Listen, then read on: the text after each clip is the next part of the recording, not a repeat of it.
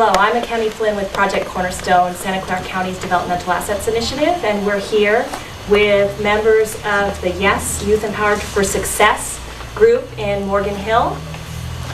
Steve, the chair, would you like to say anything further about YES for the record? Just that this is, we're doing training on the 40 developmental assets.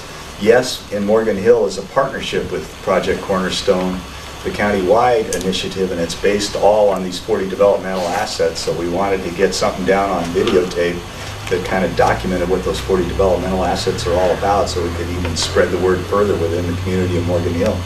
And that's why Akemi's here to do today. Okay, great. Well, developmental assets are long jargon words. So first of all, we're going to set those aside, and I'm going to ask everyone to stand up and form a circle, and we're going to do a little interactive activity to get real about what it means to us personally about positive youth development. So you can imagine that I have a yarn ball here, and you can imagine that this cup is a yarn ball. Each person will take a turn just sharing briefly.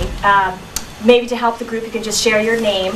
And then since we have all adults here, we all need to reflect back on our own growing up experience. It's nice when you have a group of young people with adults, so you have young people talking about their current lives, as well as older people reflecting on their growing up. So we're all going to be remembering, thinking back. Think of a time that was particularly memorable and important to you when you were growing up, and think of one person who was especially important to you because they provided you with support in some way or another. So tell us your name, who that person was, and how it was that they provided you with support. Okay? And then after you're done, you toss the imaginary yarn ball to the next person. Okay? Would you like to start? Sure. My name is Lacey Trevino, and let's see, childhood memory. Well, my mom, because she was always there for me, and whenever we had a problem or anything, she was always the person that you can go to, and she would fix everything.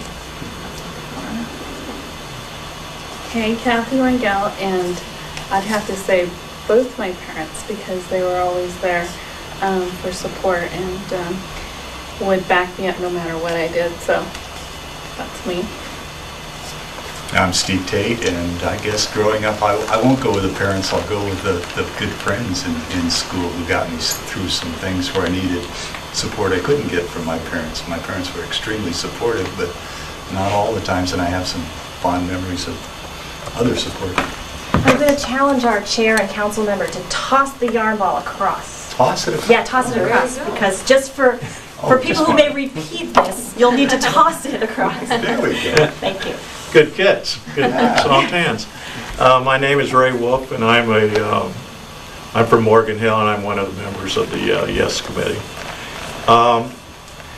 One of the things we've done is we've had the opportunity to go out and talk to youth in the community, and kids talk about they need a place to hang out, a place to get together.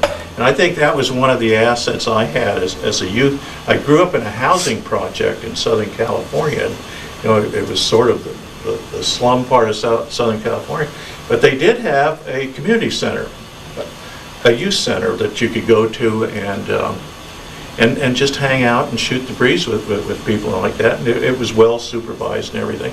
I can't remember the name of the woman who ran the thing, but that was really something that helped me through some times when you need somebody to support, and particularly your peers.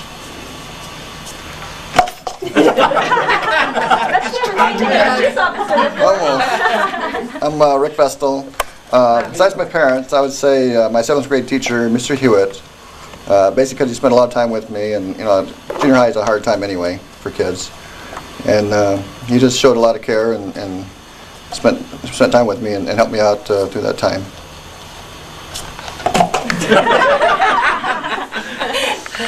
Hi, my name is Mindy Rojas, and I have to say that I had really good teachers throughout school.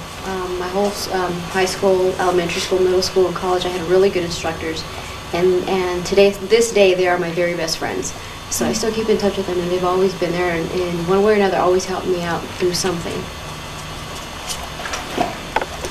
Max Cervantes. I'm actually a new police officer here in Morgan Hill, and wasn't that too long ago. I was a child, so my most impressionable person, other than my parents, would be the first police officer I met here at Morgan Hill, would have been Sergeant Dan Tracy, and he showed me the basics of police department and showed there was an interest, which fostered an interest in me to become a police officer who I am today.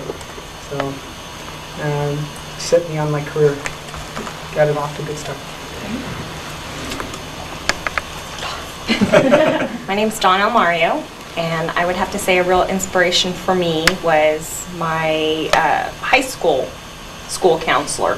His name was Don Nurgord. He was real sick actually when I was there, but I was a real rebellious type of child. My parents would never let me go out anywhere, and I was frustrated, so I was talking about running away from home, and he was always there to keep me on the right track, and I'd have to say he was a real inspiration for me.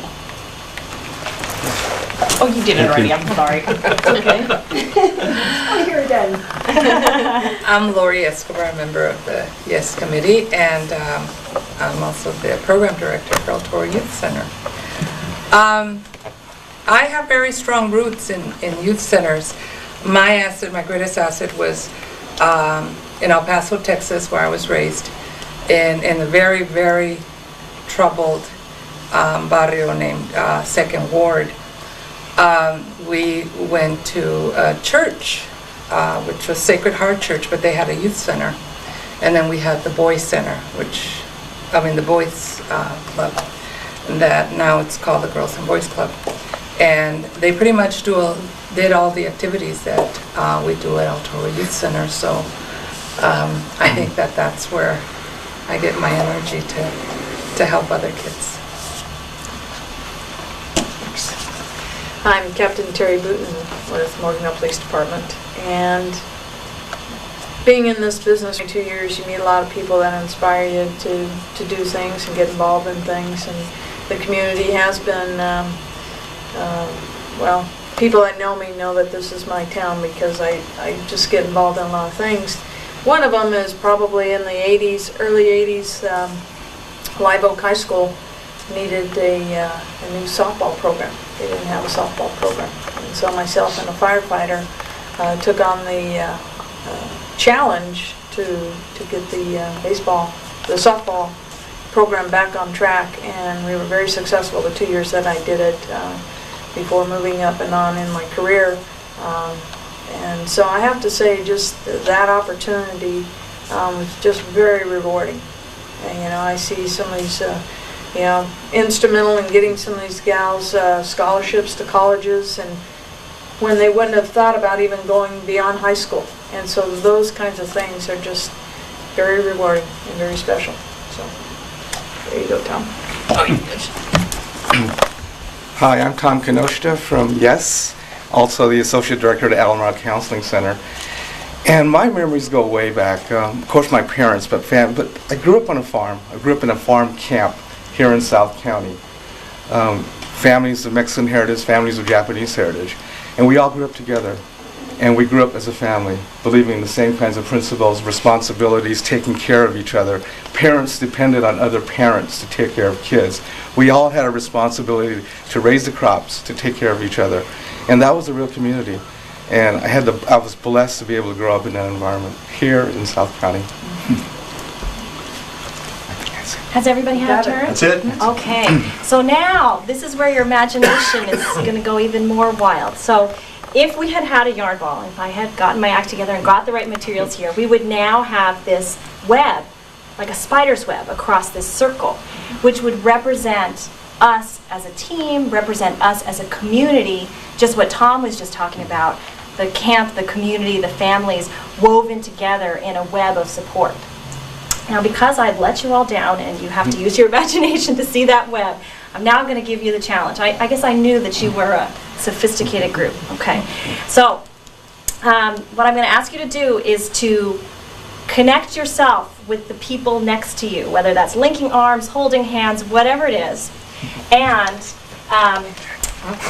each one of these balloons represents a young person And it is the responsibility of this web of support to keep this young person from falling through the cracks. Okay?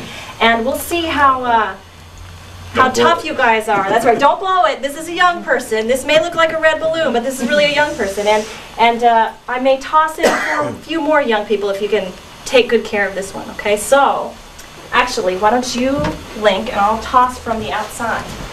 Okay, everybody ready for this? Make this good for TV, guys. We got a close-up over here? Okay? Yes. Are you okay with the... Okay. Ready? Here you go, community. And that's if I was softer there. Oh, this low ceiling makes it easy for you.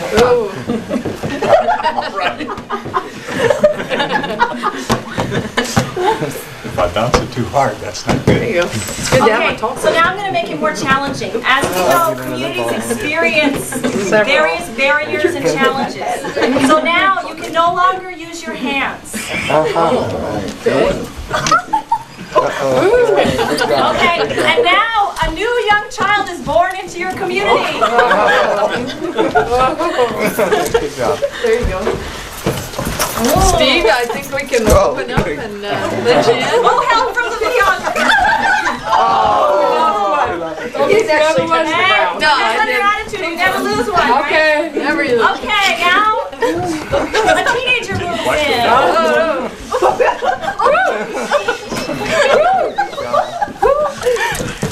Oh, sorry about that.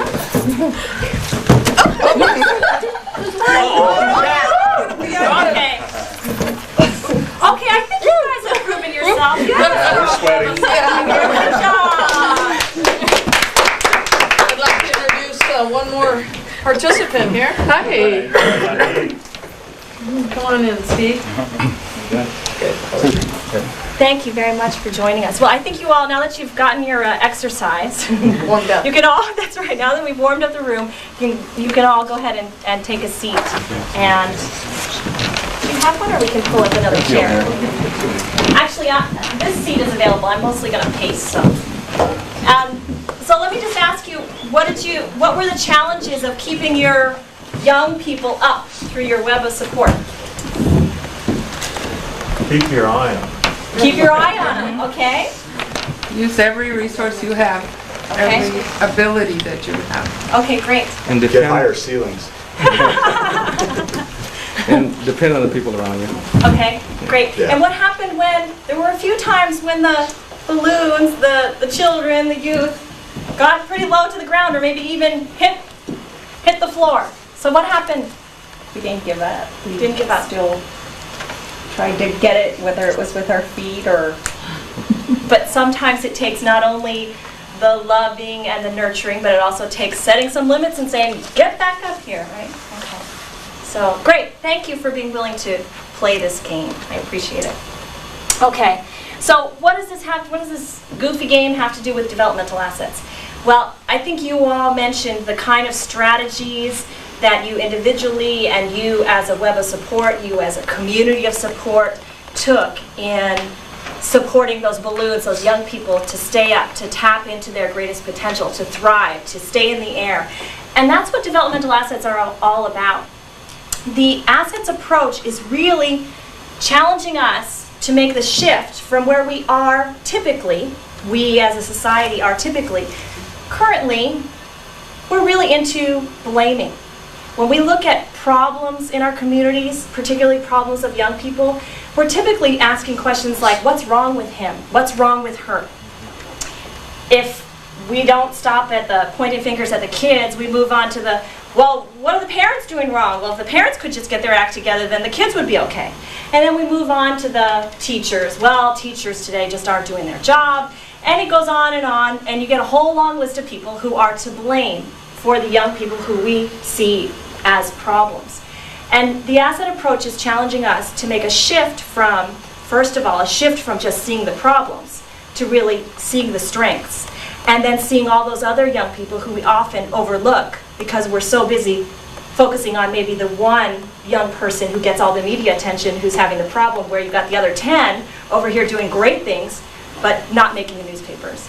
So it's asking us to make the shift from focusing on problems to focusing on strengths. It's asking us to make the shift from blaming to saying, you know what, it's not one person's blame, it's not one person's responsibility, it's all of us working together. As Tom said, it wasn't, in his experience, just the nuclear family, this one parent or these two parents responsible for these kids, but it was about all of the adults being all of the parents, or all of the aunts and uncles, all of the mentors for all of the kids. And I think several of you reflected on that same kind of thing. So the asset approach in many ways is not something new. It's not rocket science. It's not saying stop everything that we're doing. It's really challenging us to reflect back on our own experiences, the positive experiences that many of us have had, the positive connected communities that many of us have benefited from growing up in, and saying, let's pull those traditions, those experiences that we may have been lucky enough to have, and make sure that all kids in our community today can experience those. So I always like to share the quote from, or the experience from Dr. Lucero, who's the director of Colorado's statewide developmental assets initiative. She described telling her mother that she was doing this work, sharing this developmental assets framework. And she was telling her mother about, you know, it's about shifting from focusing on problems to focusing on strengths, about bringing everybody together to help young people. And her mother said, you know, our family, all this to support you to get a PhD in psychology, and that's what you're doing. I could have told you that. You know, I did tell you that when you were a baby, and that's how I raised you. You know, her mother's thinking, oh, you know, what have I done? What is my daughter doing? And Dr. Lucero said, Mom, that's exactly it. In this country, those common values that you raised me with and that many people share have become uncommon behavior.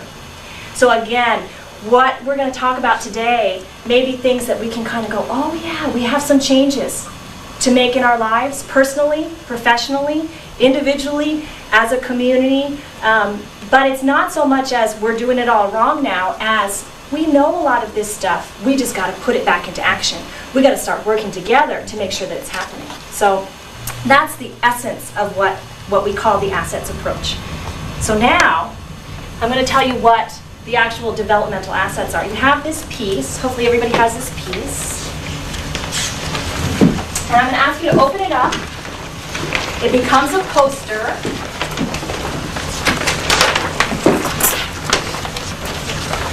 And by the way, I'm not going to let you fall asleep. I'm going to ask you lots of questions and make you talk to each other and all of that. But I know there are a lot of experts here in the room, experts from many different perspectives, so feel free to jump in. Help me out here as I forget things, or as you have an opportunity to help the group learn. So in here in the middle of this poster, you see 40 things. Now don't let your 40 things can be overwhelming. So what I ask you to do is start anywhere. Start at the bottom, start at the top, start in the middle, and look at them one by one. And I think you'll see exactly what Dr. Lucero saw, which is that these are common values for people from all different backgrounds and experiences. Most of these things we can all agree on. These 40 assets are what we call the essential building blocks of healthy youth development.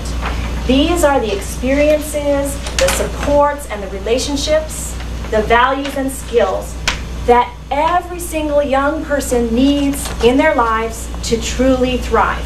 And the difference here is we're not just talking about getting by.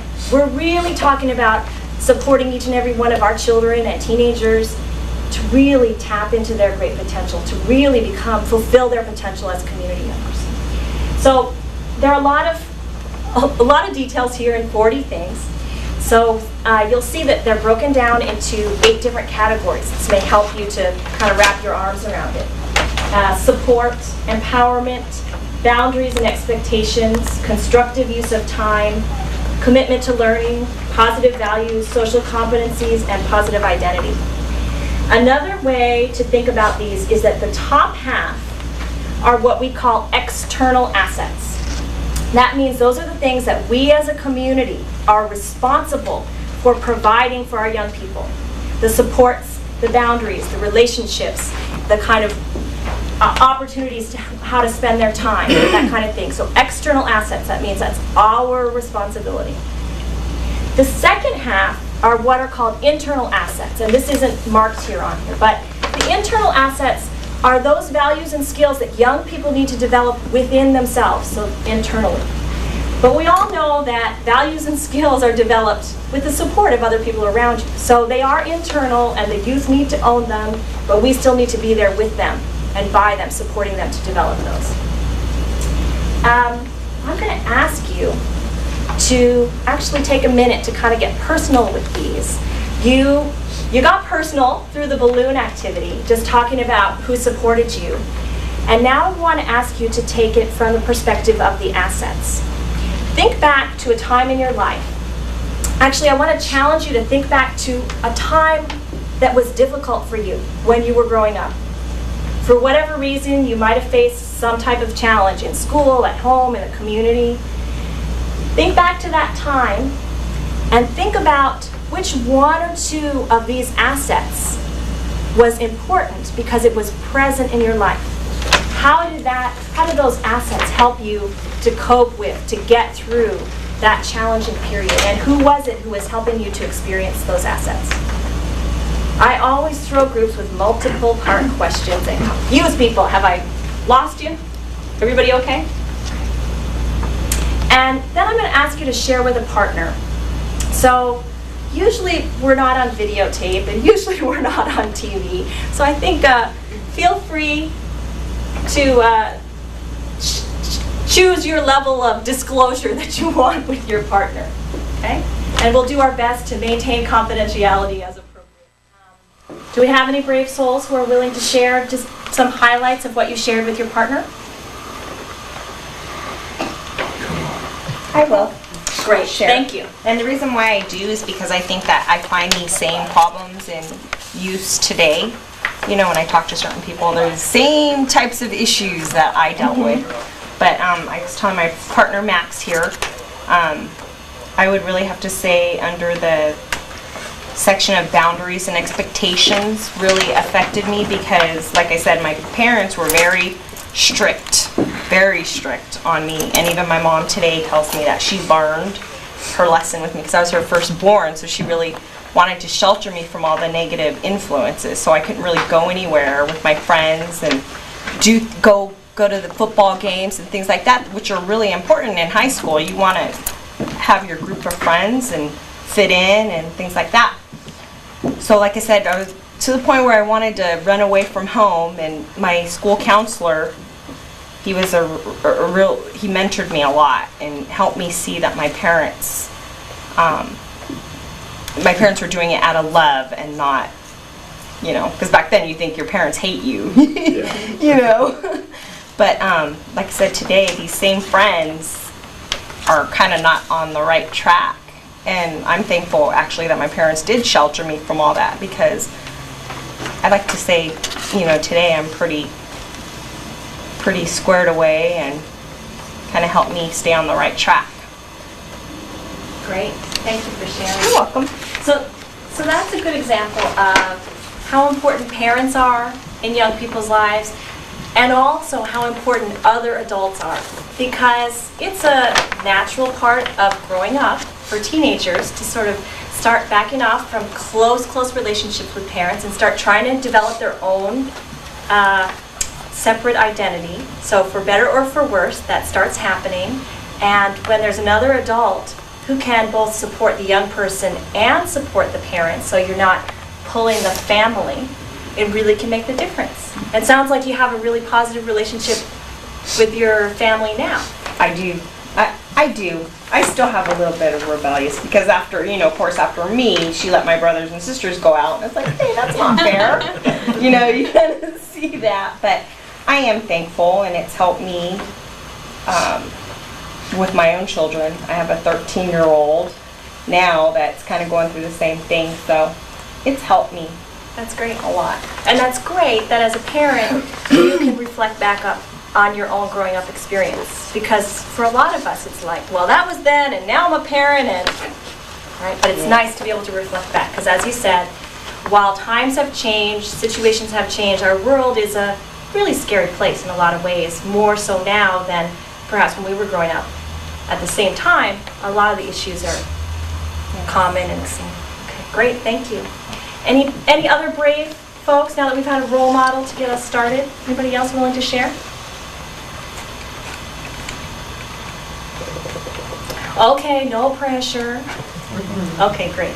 Well, I hope that it was useful for you to think about your own experience. And the reason why I asked you to think about the challenging time is because a lot of times we see young people in the community who are facing challenges.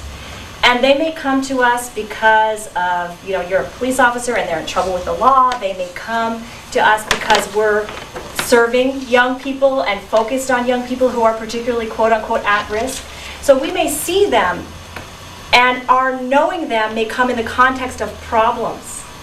And what the asset approach challenges us to do is to say that at any given time, ourselves personally, as well as the young people we interact with, that even if we're in a problem state, crisis, stress, that even at that time, there are strengths in our lives. And how can we interact with young people even at those problem moments? And rather than our first statement out of our mouth is something about the problem, but why not have it be something about something positive going on in their lives, or even asking them something positive? Most young people tell us that kind of throws them all off. People don't ask them about positives, So we know as adults that when we're having a bad day, if somebody kind of reminds us of something good, it kind of gives us a refreshing outlook on what we can do. So imagine for young people. So thank you very much. I want to tell you a little bit about the developmental assets, where they came from, because Cornerstone here in Santa Clara County, and yes, in Morgan Hill, is sharing this framework, but it doesn't belong to us, and we didn't create it. So we have to acknowledge the Search Institute, which is a nonprofit research and education organization based in Minneapolis. And they have done the research to go out and talk to young people and survey young people and ask young people, what is going right in your life? When you're facing challenges, when you're going about your daily life, what helps you to get by, to succeed, to cope with various barriers in your way? And it was the young people themselves and their answers and responses to the research who identified these 40 assets. I also want to mention that Cornerstone now uses a framework of 41 assets. Based on our outreach and partnership with diverse communities across Santa Clara County, including young people down here in Morgan Hill, we receive feedback across the board from all kinds of young people and adults that an asset that was really important, that was not called out specifically here, is positive cultural identity. So in our new materials that are coming off the press anytime now, we actually have a 41st asset, positive cultural identity. And you'll see that there is an asset, I want to say 34, cultural competence, which refers to feeling comfortable with people who are different from yourself. But our young people and our adults have told us, you know what? It's not just enough to feel comfortable with people who are different from yourself. You have to feel comfortable, knowledgeable, and proud of your own identity. And that message, just so you know, came from talking with focus groups, community forums, with young people who are from diverse ethnic communities, as well as the gay, lesbian, bisexual, transgender community, as well as youth involved in the juvenile justice system through the restorative justice program. So it was important for different reasons, with different nuances, but just wanted to let you know about that, because that's really important to us here in our diverse Santa Clara County. The other thing I'd like to mention about this framework is that it's not a one-size-fits-all. When I first learned about the 40 assets, my reaction was, okay, this came from Minneapolis. Well, what does the community in Minneapolis have to do with our community here in Santa Clara County? It's so different, right? And I also was coming from a problem-focused framework, having spent years and years in youth programs focused on the most high-risk kids, the kids in greatest need for a whole range of issues. So I took a look at this list and I was like, yet another test that the kids I care about are going to fail. They don't have this, they don't have this, they don't have this. Well, the idea around this is really the concept of the glass half full, not the glass half empty. And the research shows that the more of these things that young people experience, the better off they are. But they don't have to start with asset 1 and conquer that one and then move on to 2. It's really going to be a different cluster of assets for every single young person, and particularly depending on their own growing up experience, depending on their own culture, depending on the values and traditions of their family, their neighborhood, and their community. There may be certain assets that are more important than others for any individual or for certain communities. So I just share that with you because that was my own first impression. Oh no, another one that my kids are the quote-unquote high-risk kids, the kids in greatest need aren't going to be able to pass this test, and it's really not about a test. If you fold your poster in half, actually you'll see some charts here, and these demonstrate the power of assets. And this research behind the assets, these kind of common sense things, is what makes this framework very powerful for communities across North America. You'll see the top row shows how assets help to protect young people against high-risk behaviors. So you'll see that as young people experience more assets, their involvement in high-risk behaviors like problem alcohol use, drug use, and violence decreases. And on the second row, you'll see that as their asset levels increase, so do positive, thriving attitudes and behaviors such as succeeding in school, valuing diversity, and maintaining good health. So the research behind this makes a compelling case for policymakers, for funders, for other folks who say, oh, you guys just have nice ideas. But this research shows that, really investing in relationships, really investing in community, investing in recognizing and building on strengths in young people will pay off for those young people individually and will pay off for us as a community. So that's one of the powerful pieces that is bringing people together in collaboratives like YES. Anybody have any questions, thoughts about the asset framework? All right, it's time for another activity or else we're all going to get tired. Okay, so inside this, actually I'm going to ask you a couple questions. Inside this chart again, inside the poster, you'll see the survey results are here. It's actually 3 years ago that Cornerstone partnered with school districts across Santa Clara County to use the Search Institute's Developmental Assets Survey with 7th to 12th graders, 7,000 7th to 12th graders across Santa Clara County. And these percentages reflect the number of young people, or the percentages of young people who experience each one of these assets. So I'd actually like to ask you to just take a minute to look at those survey results, see if anything jumps out at you, and maybe actually then Councilmember Tate, sorry, can share with us the priority asset that YES is focusing on.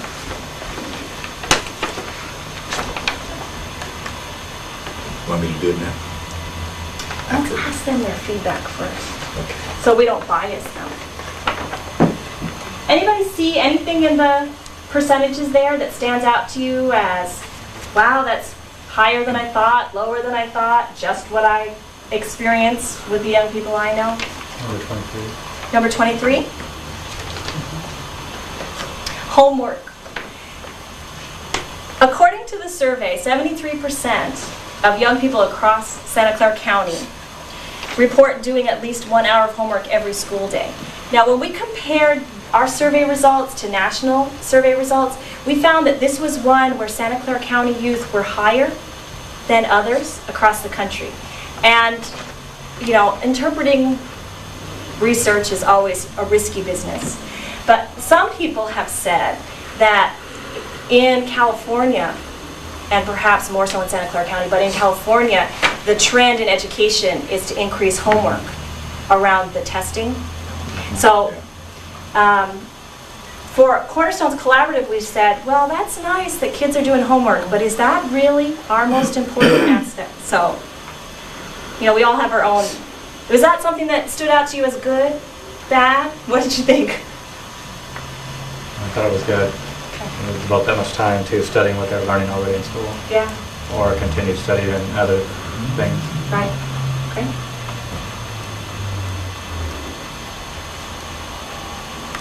Yes.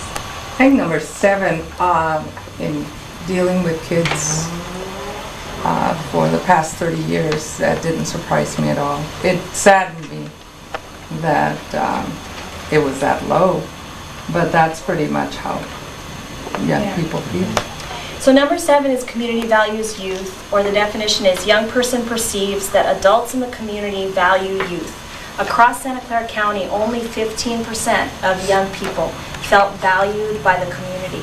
And when we talk with young people, as I'm sure many of you do, the kind of common theme that I hear from young people who are high achievers academically to involved in the juvenile justice system from any background, many of them share that they feel one of two things in the community. They feel either invisible, nobody sees them at all, nobody notices them, or they feel that they are viewed as a menace. When they're walking around, they feel like they're being watched. What kind of trouble are you going to get into? You know, that kind of thing. And so I think that we hear over and over and over again from young people across Santa Clara County and here in Morgan Hill relates to community values youth. So would you like to jump in now and talk about Can I jump in that? for one? Oh. Okay, number 5 jumps out at me, and that's, as a school board member, it really concerns me. But I think it kind of goes along, I think, with number 7. And, you know, as cute schools being an important community in their lives. Okay, Right. so now Steve can go. Right. So just for those on TV, number 5 is caring school climate. School provides a caring, encouraging environment, and only 30% of students across Santa Clara County. Yeah. We should note that 22%. asset. 22%. That's even sorry. lower. Yeah. Thank you. Yeah. I can't read sideways.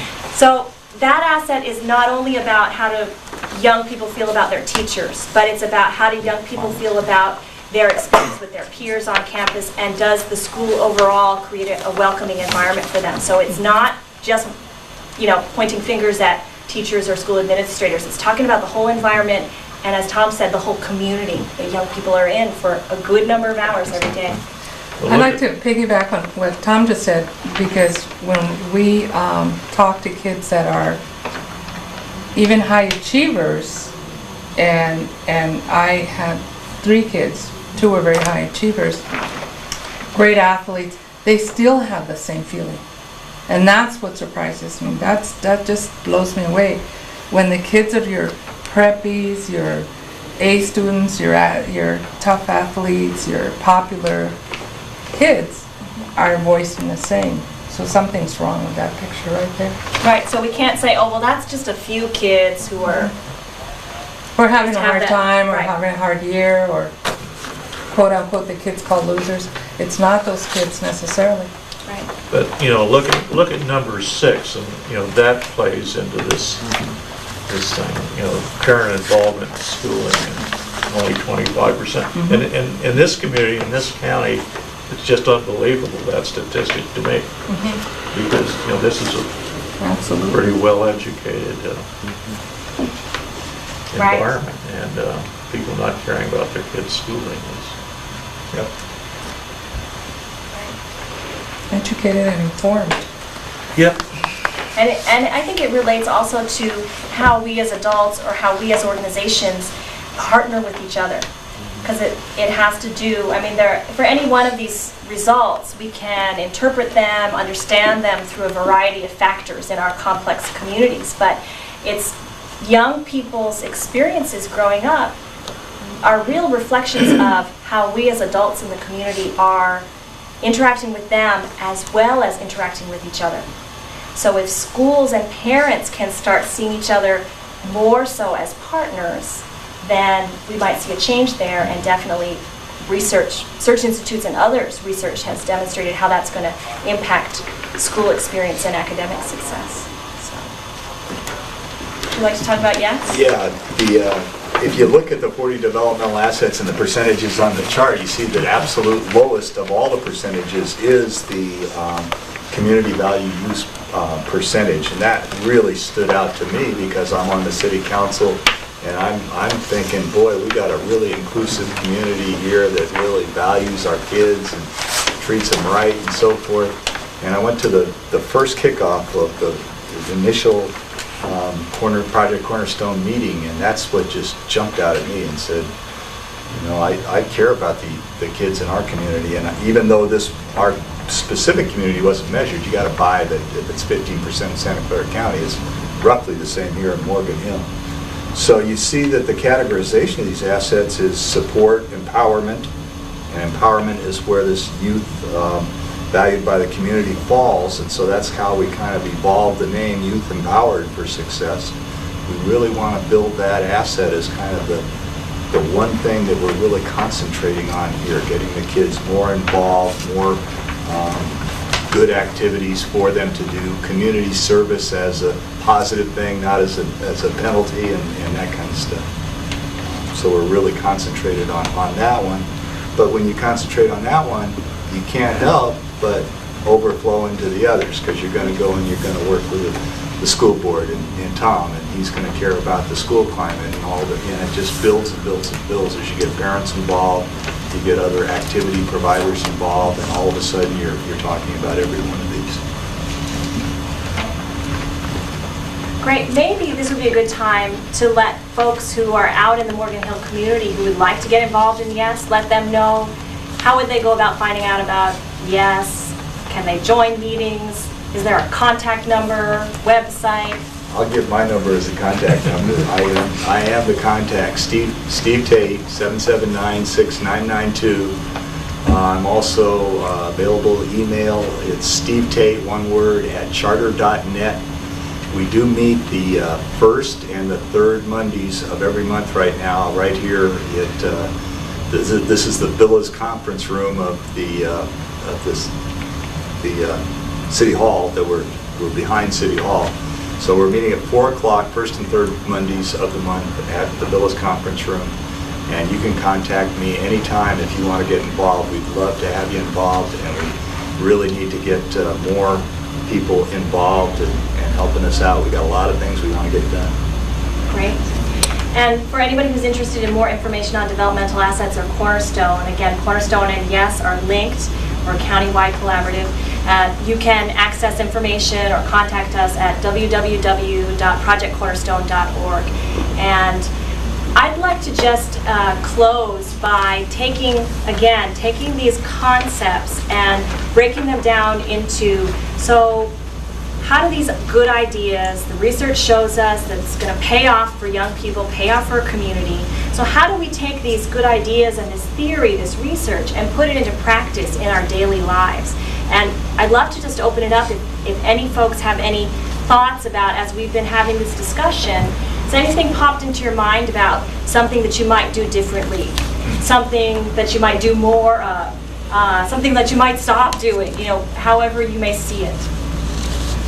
One of I have daughters, children, grandchildren who live in the local community, and when I told one of my daughters about this concept, she took the 40 assets and sat down with her children and ran through the assets, and it gave her a good overview of where she stood personally and where she stood with her kids, and I think that's a powerful tool, the data in here, to address with your children and get some insights to where are they at. Mm-hmm. Great.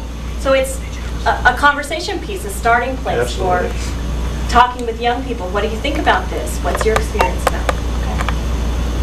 Did you have an idea? Well, it's just the story I've told ever since I got involved in this. The first thing they talked about, just talking to kids that you see on the street. Just when you see a kid, talk to them. It's that easy. What I started doing, I run every morning, and I started at the school bus stops. I just run by the kids. And all of a sudden, I started saying good morning to the kids every morning. I still do, absolutely every morning. And they are very responsive. They kind of look forward to you coming by and being able to say, how's it going, and stuff like that. But it's that simple. It's really that simple. Great. Anyone else have any other ideas? I think to look at this community as obviously being shared by youth. I don't think we look at it that way. I don't think we think of, other than sometimes our comfort as adults. What's comfortable for me? When it was suggested that downtown they'd have classical music to drive away the youth that hung out downtown, that was appalling to me, because I think that it went for a little bit further than just being selfish about our own comfort. we live with these kids.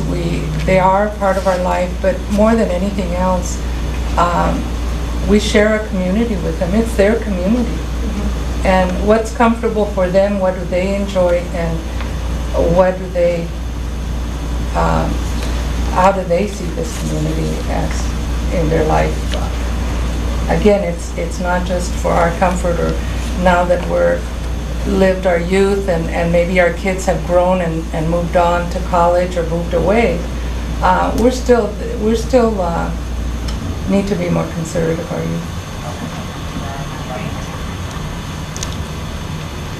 Any other ideas? I'd like to say something. Sure. I'm not so sure if this is so much of an idea that we can do individually, because I think all these assets should begin in the home. And what I'd like is to encourage families and parents to be involved in their children and go through these developmental assets. I don't think you should take Cornerstone Project to bring these to a family. I think the family should have these already. And the reason I say that is because as a child, I did not have a strong family. So therefore, I found myself looking towards mentors, and those for me were my teachers. And it's a shame that I couldn't find that at home in the first place. And as a parent now, I am very involved in my children, with my children in their activities. And I have to say, my day does not end until they're tucked away. And I think that should happen in every home. And if that was the case, and if we maybe work on providing services for families, or making parents more alert or aware of these things as opposed to their children, how about reaching out to those parents? If that was the case, we would not be here. So that's great. So thinking about the police department, here's a crazy idea. What if every young person who is arrested or has some kind of involvement with the police department, I'm not an expert on this, but I'm assuming that there's some kind of meeting with guardians or parents. So what if during that meeting, the 40 assets are presented to the young person and to the parents and said, you know, this is something that the police department and the city of Morgan Hill and the community here believes in. And we know that while you may have made a mistake and you got into trouble, and it's important to recognize that, we also know that there are things going right in your life. And we also know that your parents can recognize those and you can recognize them. So what about taking that, you know, adding 5-10 minutes onto that exchange that goes on within a formal police setting, and you can adapt that for any type of organization, but where many adults and youth may associate kind of like, okay, I'm going to get talked to by the police officers, and some of that is necessary, right? But also adding in, I want you to know that our police department believes in this, and we're partnering with you as parents. You know, so there are opportunities like that. Obviously, it's easier for me to say it, that we need to work out the details of that, but there are opportunities that hopefully each of the organizations that are represented here today can think about that. How do we get the message out to the parents? A lot of parents who are dealing with kids who are getting into trouble have sort of feeling fed up. Well, what can I do? I've tried everything, and they may need a reminder that maybe another adult sees something positive in their child because it's hard for them, you know, that kind of thing. So again, it comes to how are we all partners? Not just blaming the kid, not just blaming the parents, holding ourselves all accountable and being partners together in that. For some people, when they hear about developmental assets, it's like this long technical term, and it can be a bit confusing. The one thing that I think helps people to understand it is the term asset. Many people, particularly here in Silicon Valley, think about assets in terms of our financial means, our financial property and stock options, and you know, all of the house property, that kind of thing, and something that has financial value to us. So if we take that value concept and reframe it to an asset is something, developmental assets are things that have value to young people, and that we value young people as assets in our community, it kind of puts a whole new spin on it, and it's all about valuing. And for those people who don't have kids in their lives, in their professional lives, in their own homes, in their network of families, it's really about community building. Because as we support our youngest members of the community to be positive and contributing members and to partner with us in making Morgan Hill the best community it can be. It's going to benefit all of us of all ages. So would you like to have a closing statement before I ramble all night? No, you're doing great. You're doing great. Well, I thank you all for participating. I hope for those who are participating through their TV will contact Councilmember Steve Tate, get involved in YES, learn more about developmental assets, and put them into action in your daily life. As Steve said, it's really about taking that moment of time at the cash register at Blockbuster, at the supermarket where teenagers are serving us, on the street with our neighbors or the kids that we jog by, and making that connection. So thank you very much, everyone.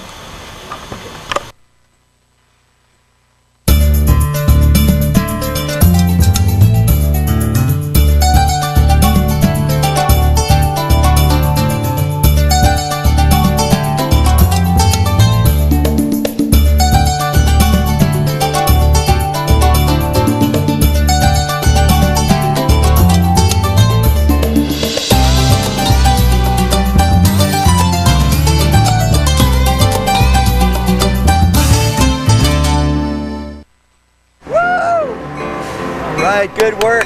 Thank you very much. Your Bay Area Air District wants to thank you for driving less and sparing the air more. I want to thank you, riding your bicycle, riding the train, the perfect combination. Let's hear it for sparing the air! By taking transit, carpooling, biking, walking, or working from home, you cut down air pollution and add to quality of life. We love you! So thank you, Bay Area. Thank you. And for more air quality tips, visit sparetheair.org. All right, spare the air, spare the air, spare the air. If you give to one heart, take care of one soul. Hi, I'm Brian Sussman. My wife and I have 4 children. 3 of them are adopted, but I forget which 3. You know, for many years, I've been an advocate when it comes to children's issues. And one of those issues is foster care. You see, right now, our urban counties are in the midst of a crisis. There are more children that need foster care homes than there are foster care homes available. Today, I want to introduce you to a new approach to foster care. It involves church communities coming together to help one child. And each one of you can play a role. Now, some of you may actually decide to open up your home to a foster child. Others may not be there just quite yet. But in any case, you can partner with foster families by providing babysitting, by providing respite care, or by committing to pray for foster families. Help One Child is a non-denominational ministry that seeks people to provide caring homes for children and then assist them through an infrastructure of support. I invite you now to hear the stories of some people who are part of the Help One Child network. Listen to how their own lives were forever touched as they together open their hearts and their homes to one child.